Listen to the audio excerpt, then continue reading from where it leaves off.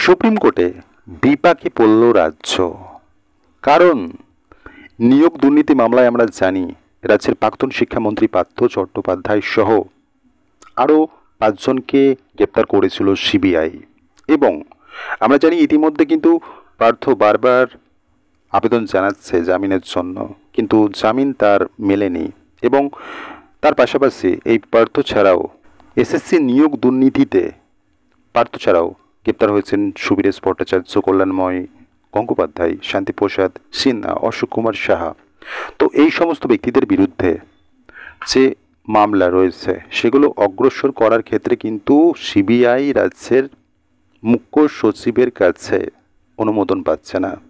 মামলাটা যে তারা এগোবে সেটার ক্ষেত্রে রাজ্যের একটা অনুমতি লাগে, কিন্তু সেটা রাজ্য দিচ্ছে না। এই বিষয়ে সুপ্রিম কোর্ট এবার রাজ্যকে প্রশ্ন করল, কেন আপনারা অনুমোদন দিচ্ছেন না? নিয়োগ দুর্নীতি মামলায় প্রার্থীর সহকারী অভিযুক্তদের বিচার প্রক্রিয়া শুরু করার ক্ষেত্রে আপনারা অনুমতি দিচ্ছেন না কেন? এবং এই বিষয়েই কিন্তু সময়সীমা রাজ্যকে বেঁধে দিল। 17 জুলাইয়ের মধ্যে অনুমোদন দিতে হবে যাতে এই বিচার প্রক্রিয়াটা এগিয়ে যায়। সাথে সুপ্রিম কোর্ট নির্দেশ দিচ্ছে আগামী 2 সপ্তাহের মধ্যে রাজ্যকে সিদ্ধান্ত জানাতে হবে তারা অনুমোদন দেবে কি না, এবং সেই মতো বিচার প্রক্রিয়া নিয়ে সিদ্ধান্ত নেবে হাইকোর্ট।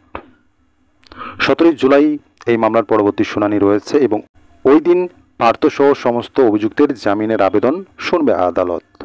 এর আগে কিন্তু এই যে নিয়োগ দুর্নীতি মামলায় পার্থ চট্টোপাধ্যায় সহ শিক্ষা দপ্তরের 5 জন আধিকারিককে গ্রেপ্তার করেছিল সিবিআই। তো তারা এর আগে কিন্তু বারবার জামিনের আর্জি হাইকোর্টে জানিয়েছিল, সুপ্রিম কোর্টেও গিয়েছিল, কিন্তু কার্যত তারা কিন্তু জামিন পায়নি। তাদের জামিনের আবেদন খারিজ করে দিয়েছে হাইকোর্ট একাধিকবার। পার্থ চট্টোপাধ্যায়ের ক্ষেত্রে কিন্তু রাজ্যপালের অনুমোদন প্রয়োজন।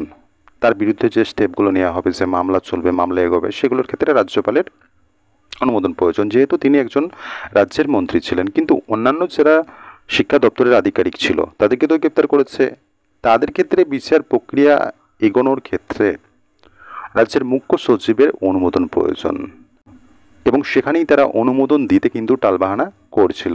এবং কার্যত এবার সুপ্রিম কোর্ট সাপ ডেডলাইন বেঁধে দিয়েছে, এতদিনের মধ্যে 2 সপ্তাহের মধ্যে তাদের সিদ্ধান্ত জানাতে হবে। এবং 17 তারিখ এই মামলা সংক্রান্ত যাবতীয় কিছু শুনবে সুপ্রিম কোর্ট। তো এর থেকে বোঝা যায় নো টালবাহানা। সুপ্রিম কোর্ট কার্যত এই জিনিসটা স্পষ্ট করে দিয়েছে। এবার নড়ে চড়ে বসেছে রাজ্য।